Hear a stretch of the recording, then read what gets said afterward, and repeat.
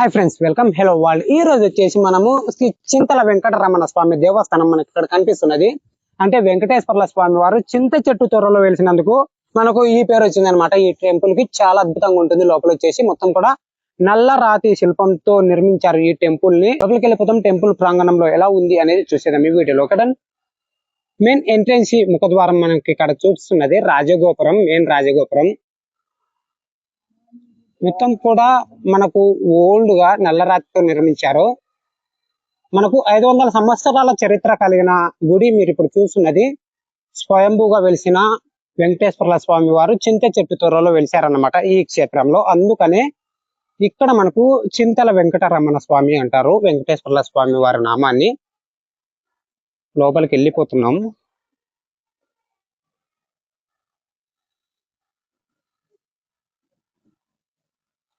Entrance అయితే చాలా బాగుంది.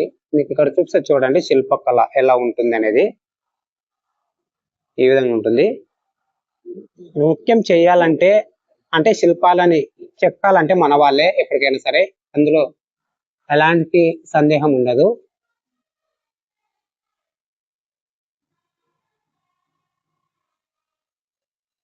రెండు వైపులా అంటే ఎలాంటి తప్పులు లేకోకుండా చెక్కేస్తారనమాట. చాలా మంది భక్తులు వచ్చేస్తారు ఇక్కడికి. లోపల చూస్తే వేరే లెవెల్ ఉంటుంది. శ్రీ వెంకటేశ్వర్ల స్వామి వారి దేవస్థానం అంటే మనకి ఇక్కడ కళ్యాణం జరుగుతుంది పొద్దునేనందుకు. అక్కడ కూడా వెళ్ళిపోదాము, కానీ లాస్ట్ లో వెళ్ళిపోదాము. ఇలాంటి స్టాచ్యూ మీరు ఎక్కడైనా చూసారా? హంపీలో చూసి ఉంటారు. హంపీలో ఉన్న స్టాచ్యూని ఇక్కడ కూడా ఒకటి ఉంది అన్నట్టుగా ఉంటుంది, కానీ ఇక్కడ మనకు స్వామివారు ఉంటారు. ఇక్కడ కనిపించే చిన్న గోపురం కింద ఆ టెంపుల్ కూడా చూపిస్తాను, ఆ స్వామి వారిని కూడా చూపిస్తాను. మెయిన్ గర్భాలయం వచ్చేసి లోపల ఉంటుంది. ఇలా ఉంటుంది. వాస్తు శిల్పకళ ఎలా ఉంటుంది అనేది చూడడానికి నిదర్శనం మనకి ఇక్కడ.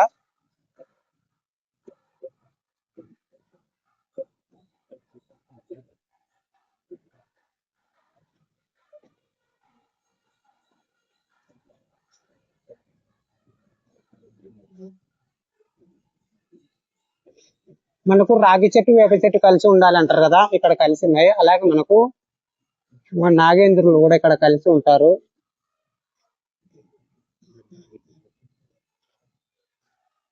అద్భుతమైన శిల్పకళకు నిదర్శనము మనకు తాడిపత్రిలో ఉంటుంది ఈ టెంపుల్.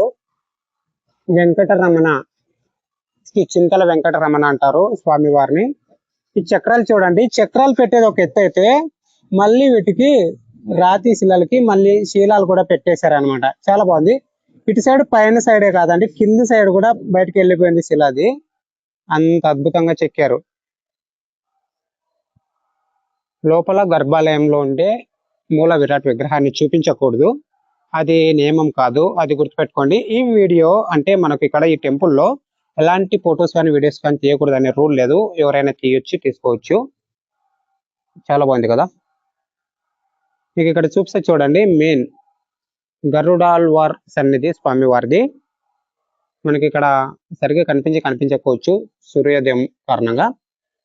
ఈ శిల్పాలు అనేది ఒక్కొక్క రాతి శిల్ప ఒక్కో విధంగా ఉంటుంది. అంటే మొత్తం కూడా నల్లే రాయి అంటారు కదా, ఆ రాతితో నిర్మించారు ఈ నిర్మాణం అనేది. అలాగే ఇక్కడ వేరే విధంగా ఉంటుంది. తాడిపత్రిలో బుగ్గ రామలింగేశ్వర స్వామి సన్నిధిలోకి వెళ్తే ఇలాంటి స్తంభాల నుంచి ధ్వని వస్తుంది అనమాట. అక్కడ శబ్దం అనేది, శబ్ద తరంగాలు అనేవి వస్తాయి అన్నమాట.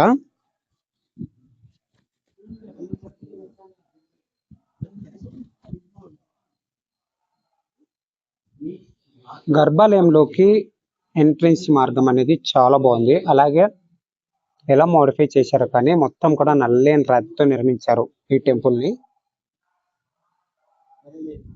తాడిపత్రిలో ఇంత అద్భుతమైన దేవాలయం ఉన్నందుకు తాడిపత్రి ప్రజలు చాలా అదృష్టవంతులు అని చెప్పొచ్చు. మనకి ఇక్కడ ఏమో చేస్తున్నారు. మొత్తం రామాయణం శిల్పానికి అంటే రామాయణం కాలానికి సంబంధించిన శిలా శాసనాలు మనకి ఇక్కడ అగుపిస్తాయి ప్రతి చోట. ఈ విధంగా ఇలా ఉంటాయి అన్నమాట.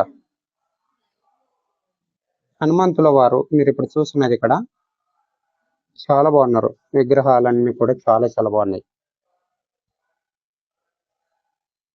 ఈ ప్రాంతంలో ఒకప్పుడు చింత చెట్లు ఎక్కువగా ఉండేటువంట. ఒక చింత చెట్టు విరిగిపడడంతో ఆ చింత చెట్టు త్వరలో శ్రీ మహావిష్ణువు ఆవిర్భవించాడంట. అందుకని ఆ సమయంలో ఈ ప్రాంతాన్ని పాలిస్తున్న విజయనగర సామ్రాజ్యాన్ని సామంతుడు పెన్నసామి తిమ్మనాయుడు రామలింగ నాయుడు కుమారుడు కలలో స్వామివారు కనిపించడంతో 16వ శతాబ్దంలో ఈ ఆలయాన్ని నిర్మించారన్నమాట. శిల్పకళకు సంపద అని చెప్పొచ్చు ఈ ఆలయం. శిల్పకళ వచ్చేసి ఈ ఆలయంలో గరుడ మండపం ఒక రథంలా నిర్మించబడింది. దీనికి ఉన్న రాతి చక్రాలు తిరగడం ఈ ఆలయం యొక్క ప్రత్యేకత. హంపిలోని విఠల దేవాలయాన్ని పోలి ఉండే ఈ మండపంలో దశావతారాలు, రామాయణం, భాగవతాల ఘటాలు అత్యంత సుందరంగా చెక్కారన్నమాట.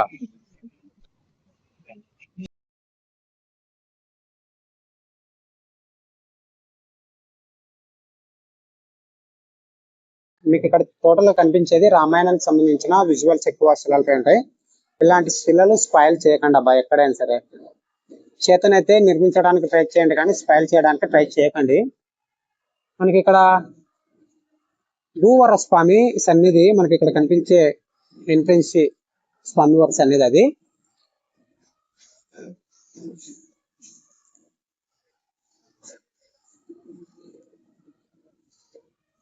శిల్ప నైపుణ్యం అనేది ఈ విధంగా ఉంటుంది.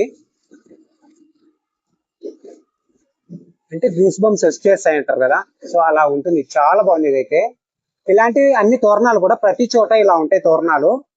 మీరు వీలైతే వచ్చేయండి తాడిపత్రికి. తాడిపత్రిలో మనకు వెంకటరమణ స్వామి, శ్రీ చింతల వెంకటరమణ స్వామి వారు అంటారండి.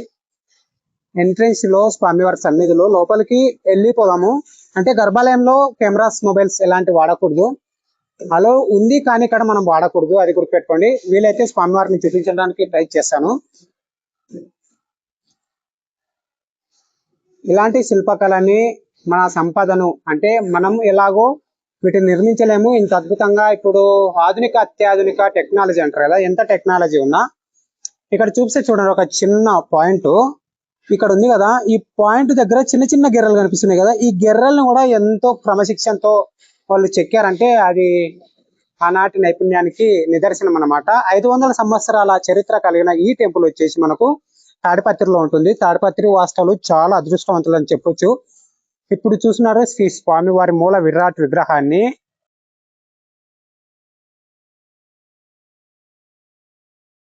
ఇలా మాత్రమే చూపించాలి. ఒకట దానికి వెళ్ళేసి వచ్చాము. ఇటు సైడ్ నుంచి అటు సైడ్, అటు సైడ్ నుంచి ఇటు సైడ్ వెళ్ళిపోవచ్చు. శిల్పకళను చూస్తే చూడండి ఇలా ఉంటుంది. చాలా చాలా బాగుంది కదా.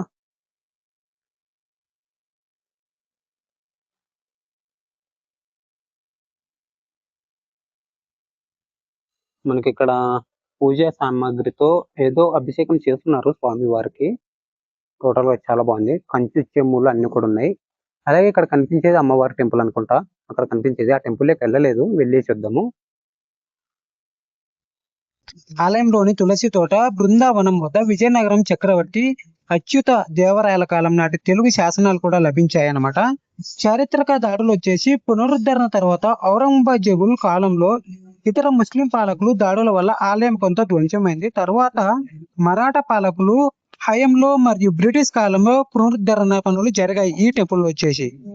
అంటే అమ్మవారి గర్భాలయానికి చాలా చాలా డిజైన్స్ చేశారు కదా, చూస్తే చూడండి. ఇక్కడ అన్ని శిల్పాలు ఒకే రకంగా లేకుండా వేరు వేరు విధాలు ఉన్నాయి. ఇలా ఇక్కడ స్పాయిల్ చేశారు. అలాగే ఇటు చూడండి, వీటి పేర్లు కూడా తెలియదు నాకైతే. మీకు ఏమైనా తెలిస్తే కామెంట్ చేయండి. అంటే తెలుసుకొని వెళ్ళాలి అని మరి కామెంట్ చేయకండి అబ్బా, ఎందుకంటే ఆనాటి శిల్పాల పేర్లు, ఆనాటి శిల్పాలను ఎలా మలిచారో కూడా తెలియదు మనకి. వాటి పేర్లను ఎలా తెలుసుకోవాలి. ఇక్కడ ఈ విధంగా ఉంటాయి విగ్రహాలు, చాలా బాగుంటాయి. ఆనాటి పెద్దలు మహిళలకు ఎంతటి విలువనిచ్చారో ఇక్కడుండే శిలా శాసనాలపై, ఇక్కడుండే గోడలపై ఆ మహిళల నృత్య అందాలను చూసి అర్థం చేసుకోవచ్చు. వాస్తు శిల్పకళ వచ్చేసి మనకు ఒక రకమైన అనుభూతిని చెందిస్తుంది. తెగ మీద పడిపోతారు. ఇక్కడ మొత్తం కూడా నల్లేంట్రాలతో నిర్మించారు.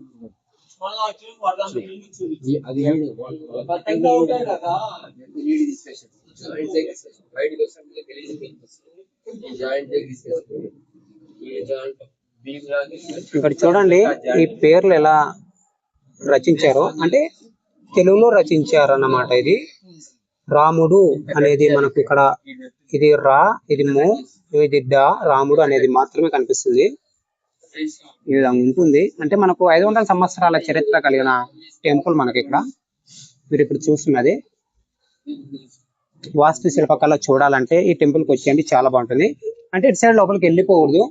అంటే అమ్మవారి విగ్రహం చూడండి ఇక్కడ, అంటే దాటకూడదు. వీటిని మీరు దాటాలని ట్రై చేయకండి, అటు సైడ్ నుంచి రావడానికి ఆస్కారం ఉంటుంది.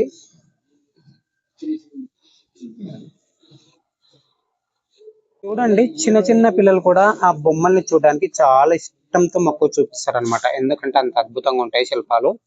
మనకు శ్రీ చింతల వెంకటరమణ స్వామి దేవస్థానం అండి. మీరు ఇప్పుడు చూస్తున్నది ఒకటే లైన్ గా స్ట్రైట్ గా చాలా అద్భుతంగా నిర్మించారు. మనకు నిర్మాణ శైలి అనేది కూడా చాలా బాగుంటుంది. అలాగే మీరు ఇక్కడ చూస్తున్నది అనంతవల్లి అమ్మవారి సన్నిధి. మీరు ఇక్కడ చూస్తున్నది, అంటే అమ్మవారిని వీడియో చేయకూడదు ఒకడం. ఇలాంటి శిల్పకళను వివరించడం ఎవరి తరము కాదు. చాలా చాలా బాగుంది కదా. హలో వాళ్ళు చూశారు కదా, ఇదండి మనకు తాడిపత్రిలో ఉండే శ్రీ చింతల వెంకటరమణ స్వామి దేవస్థానము. ఇక్కడ వాస్తు శిల్పకళ వచ్చేసి చాలా బాగుంటుంది. మీరు ఎవరైనా చూడాలనుకుంటే ఈ టెంపుల్ కి వచ్చేసి చూసేయండి. ఈ వీడియోపై మీ అభిప్రాయం కామెంట్ చేయండి. ఇప్పటిదాకా లైక్ చేయకపోతే ఒక లైక్ చేయండి guys. Thanks for watching guys. Love you all. జై నమో నారాయణ నమః. జై హింద్.